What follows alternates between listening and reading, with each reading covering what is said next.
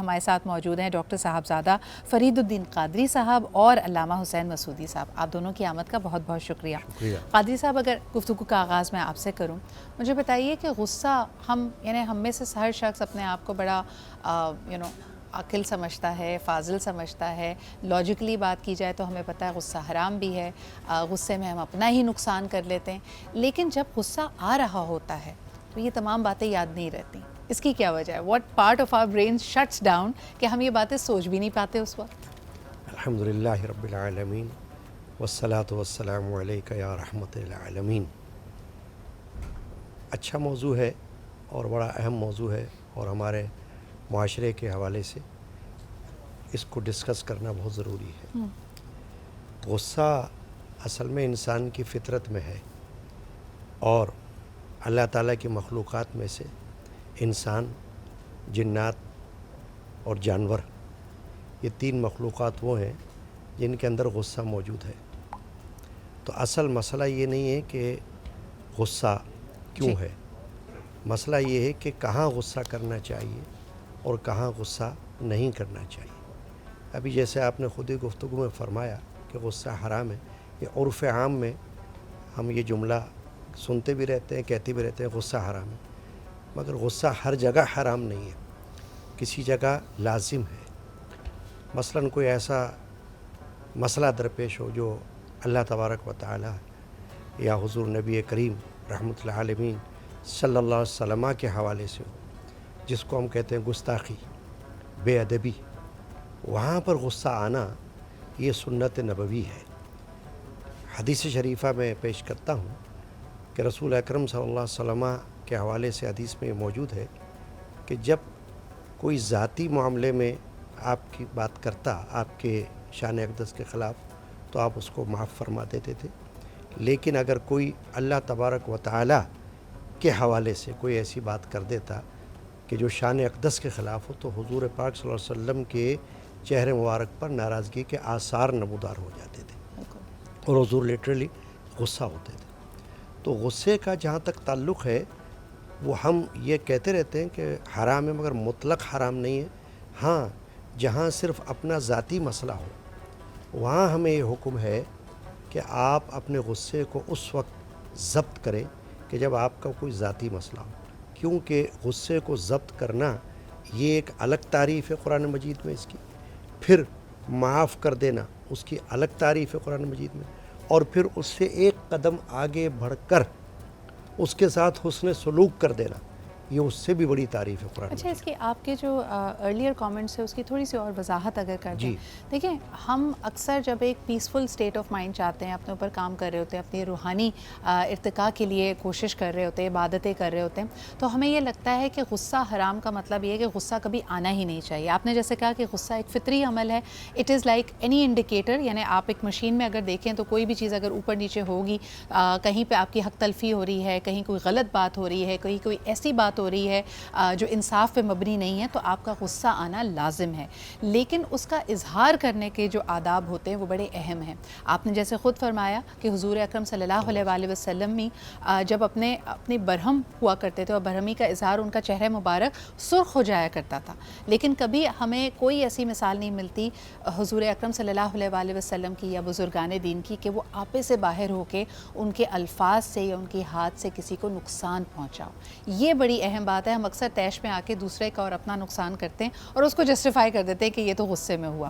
علامہ صاحب، اس پہ آپ کیا کہیں گے کہ غصے کی حالت میں جو ہم بار بار کہہ رہے ہیں کہ قابو کیسے پایا جائے، اس وقت کس چیز کو ذہن میں لایا جائے تو ہم واپس چیزوں کو کنٹرول کر پائیں گے؟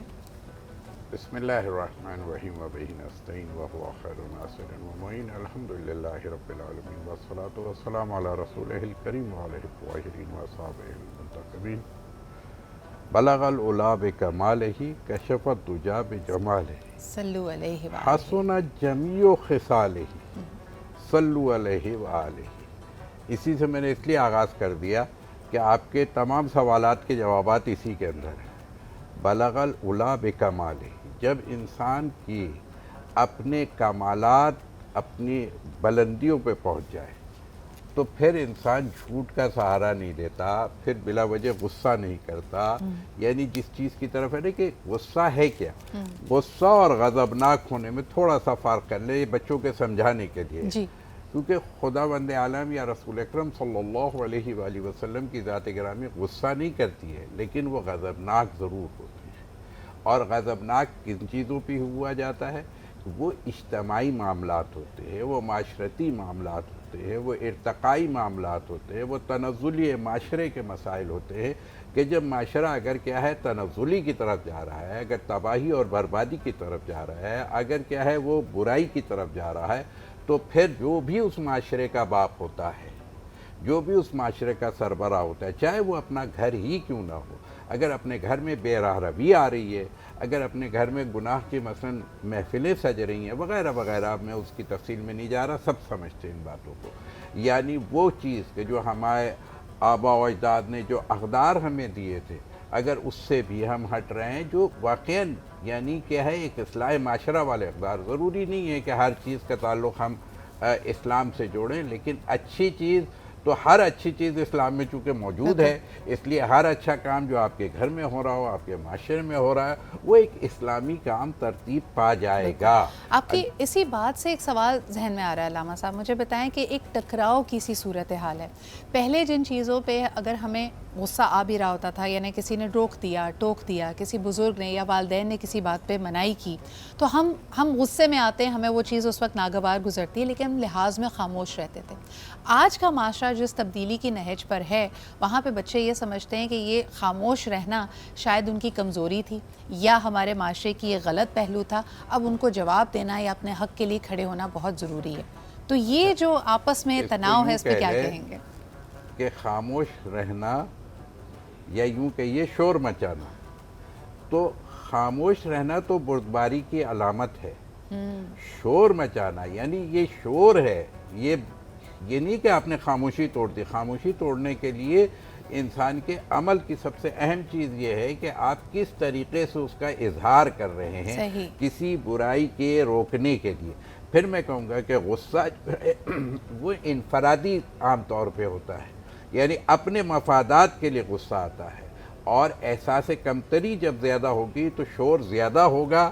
وہ خاموشی کے مقابلے میں نہیں ہے، وہ صرف شور ہے، جسے ڈھول کی آواز جو ہے نا وہ زیادہ نکلتی ہے. نہیں، بات اس کی نہیں ہے. بات اصل یہ ہے کہ انسان غضب جس کو کہتے ہیں ہم، تو وہ غضب اگر آپ کا ہے تو اس سے اصلاح معاشرہ ہوگی. اور جب آپ غصہ کریں گے تو آپ کو ندامت اور پشیمانی ہوگی. یہ پہچان ہے کسی بھی اچھی اور بری چیز. ایبسلیوٹلی. اور جہاں آپ معاشروں کا ذکر کر رہے ہیں، وہاں پہ غصے کے اظہار کے دو طریقے ہیں. یا تو کسی بھی برہمی کے بعد، جیسے آپ یورپ کی طرف دیکھیں، سالہ سال ورلڈ وارز لڑنے کے بعد اور اتنی انسانی جانوں کے ضیاع کے بعد انہوں نے کہا کہ جی ہم میں اب یہ تدبر آیا ہے کہ یہ معاشرہ ارتقاء کی منزلیں طے کرے گا، ایوالو ہوگا. آن دی ادر ہینڈ جب آپ غصے کو دباتے ہیں اور معاشرہ اس طرح سے اپنے آپ کو ایلیویٹ نہیں کرتا، تو آپ انقلاب کی طرف یا پھر ریولوشن کی طرف جاتے ہیں. ایوولوشن اور ریولوشن دونوں الگ الگ رستے ہیں، اور ان کے جو اثرات ہیں ایک معاشرے پہ یا کسی بھی تہذیب پہ، کسی بھی قوم پہ، وہ مختلف پڑتے ہیں. اس پہ ہم مزید بھی بات کریں گے. ایک کالر ہمارے ساتھ ہیں. ہیلو، السلام علیکم. وعلیکم السلام. سیدرا کیسی ہیں؟ بالکل ٹھیک ٹھاک. آج آپ نے لگ رہا ہے تگڑی سحری کی ہے ماشاءاللہ، آواز کڑاکے دار آئی ہے آپ کی. کیسی ہیں آپ؟ آپ سے 7ویں روزے کی بات ہو رہی ہے، بہت مبارک ہو. 8واں روزہ. ایک روزہ آپ نے نہیں رکھا کیا؟ 8واں روزہ ہے جی، آج 8واں روزہ ہے. کوئی بات نہیں، ہو جاتا ہے. اچھا، وہ جمعرات کا اصل میں کر لیا، جمعرات کا کر لیا تو ذہن میں وہی جمعہ ہے. جی بالکل. جمعے کو ہونا تھا. کوئی بات نہیں. بتائیے، کوئی سوال ہے آپ کا آج کے موضوع کے حوالے سے؟ نہیں، ایسا غصہ بس یہی ہے کہ غصہ جو ہے وہ روزے میں تھوڑا زیادہ ہی، ویسے ہی انسان بھوکا پیاسا ہوتا ہے، ٹائم کو تھوڑا زیادہ ہو جاتا ہے. لیکن یہ غصہ جب آپ آئے تو آپ کو یہ چیز جاننی چاہیے، حضور نے فرمایا غصہ حرام ہے. اگر تم آ رہا ہے تو بیٹھ جاؤ، پانی پی لو، لیٹ جاؤ. تو غصہ آنا نہیں چاہیے اصل میں. تو میں سمجھ نہیں آتا غصہ کیوں آتا ہے. بالکل صحیح. بہت بہت شکریہ سرورت کال کرنے کے لیے. جی بالکل، بہت شکریہ کال کرنے کے لیے. آپ نے جو شروع میں بات کی بڑی انٹرسٹنگ تھی. قاضی صاحب، یہ سوال میں آپ کے پاس لے کے آنا چاہوں گی. روزے میں غصہ زیادہ آتا ہے، یا روزے میں کیونکہ ڈسٹریکشن نہیں ہوتی کہ کھا پی کے غم غلط کر لیا جائے تو احساس زیادہ ہوتا ہے کہ غصہ آ رہا ہے؟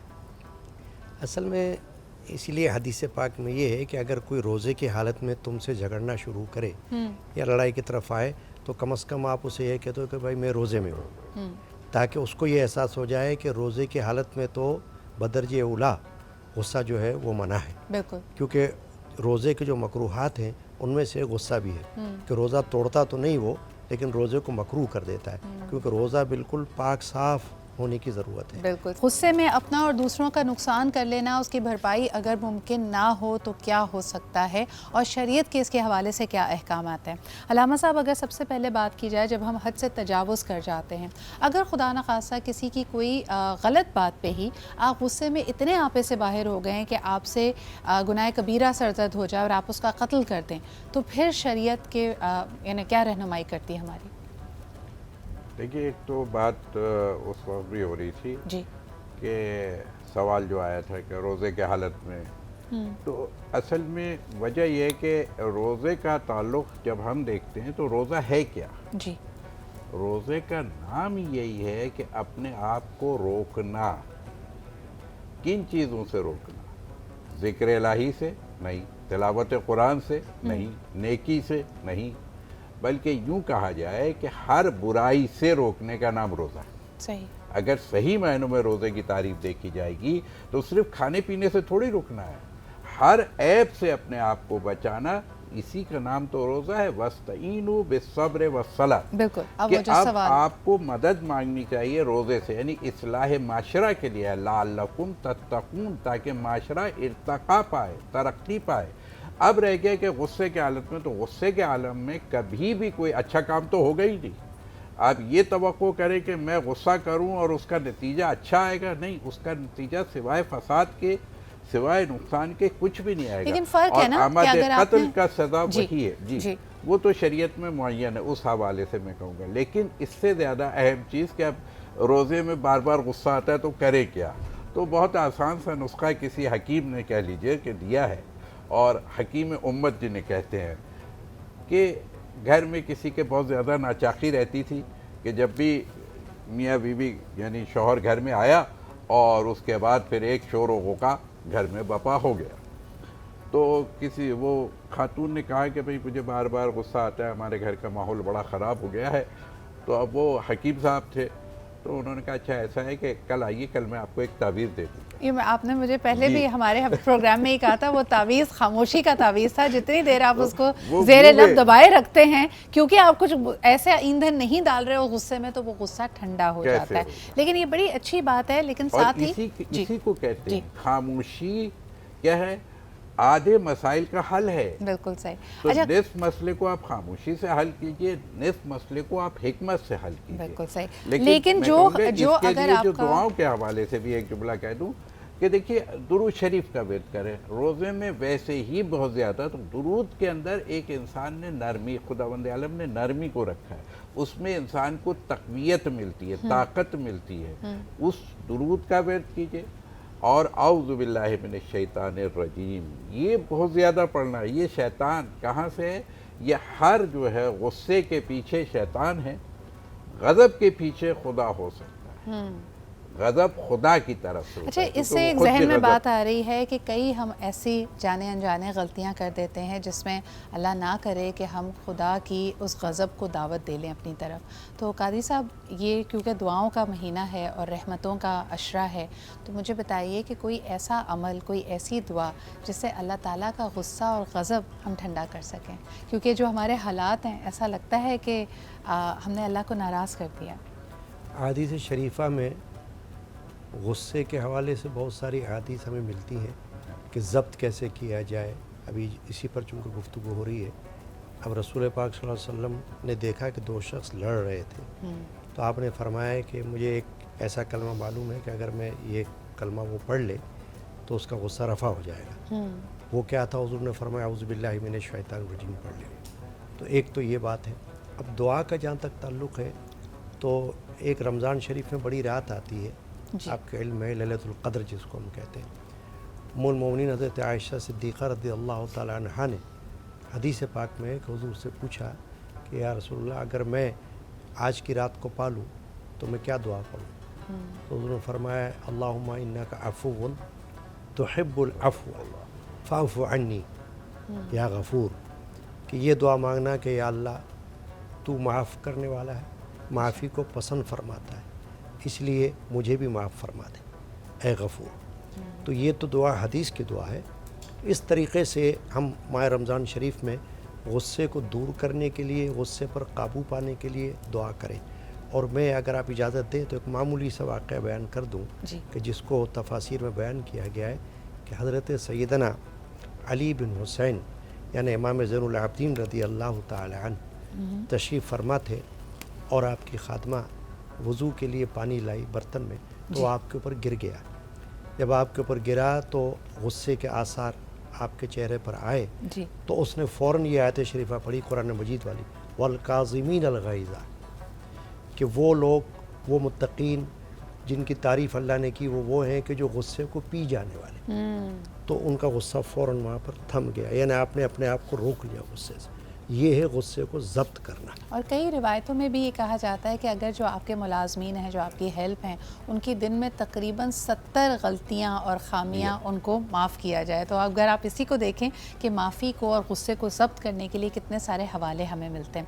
قاضی صاحب, ایک اور سوال ذہن میں آتا ہے کہ سورہ ناس میں اگر ہم دیکھتے ہیں تو جو خناس ہے, جو فتنہ ہے, وہ نہ صرف انسان بلکہ جنات بھی برپا کر سکتے ہیں. تو کیا یہ ممکن ہے کہ جیسے ابھی علامہ صاحب کہہ رہے تھے کہ کسی کے گھر میں اگر بہت زیادہ فتنہ فساد رہنا لگے, غصے میں لوگ رہنے لگیں, آپس میں لڑائی جھگڑے ہونے لگیں, تو یہ کوئی جادو ٹونے کا اثر ہوتا ہے یا شیاطین کا معاملہ ہوتا ہے؟ دیکھیے, زیادہ تر تو اپنے اندر کا شیطان ہوتا ہے جس کو ہم کہتے ہیں نفس, جو آپ کے آج کا موضوع ہے, نفس پر کنٹرول. ٹھیک ہے نا. قرآن مجید میں حضرت یوسف علیہ السلام کے حوالے سے ذکر ہے سورہ یوسف میں, جی. وما ابرئ نفسی ان النفس لامارۃ بالسوء, کہ انہوں نے یہ فرمایا کہ میں اپنے نفس کو بے قصور نہیں ٹھہراتا, کیونکہ نفس جو ہے وہ برائی کا حکم دیتا ہے. بالکل. تو غصہ بھی اگر ذاتی حوالے سے آتا ہے تو وہ ایک برائی کے اندر شمار ہوتا ہے, وہ اچھائی میں شمار نہیں ہوتا ہے. جی. اس لیے یوں سمجھنا چاہیے کہ زیادہ تر گھروں میں جو لڑائی جھگڑے ہوتے ہیں وہ اپنے نفسانی خواہشات پر ہوتے ہیں. مثلا ایک بندہ یہ نہیں چاہتا کہ آپ اس کو کوئی حق بات بھی بتا دیں, سچ بات بھی بتا دیں, وہ اس کو بھی برا مانتا ہے, مائنڈ کر لیتا ہے, تو وہ پھر آگے سے چڑچڑاہٹ کا, اریٹیشن کا اظہار کرتا ہے. تو وہ میں تو یہ کہتا ہوں کہ وہ جنات نہیں ہے, بلکہ وہ جو نفس ایک جن ہے جو اس کے اندر ہے, انا کا وہ جن ابھر ہے, کے سامنے انا کا جن ہے جو نہیں چاہتا کہ آپ اس کی کوئی کریکشن کریں, اس کی اصلاح کریں. لیکن اگر آپ کا غصہ آپ کو اپنے خیر خواہوں سے دور کر دے, کہ آپ تک اچھی ایڈوائس ہی پہنچنا بند ہو جائے, لوگ آپ کے غضب سے اتنا ڈرنے لگیں کہ آپ کو کوئی فیڈ بیک ہی نہ دیں, آپ کو کسی غلطی سے روکیں ہی نہ, تو میرے خیال میں آپ سے زیادہ بدقسمت انسان دنیا میں کوئی نہیں ہے.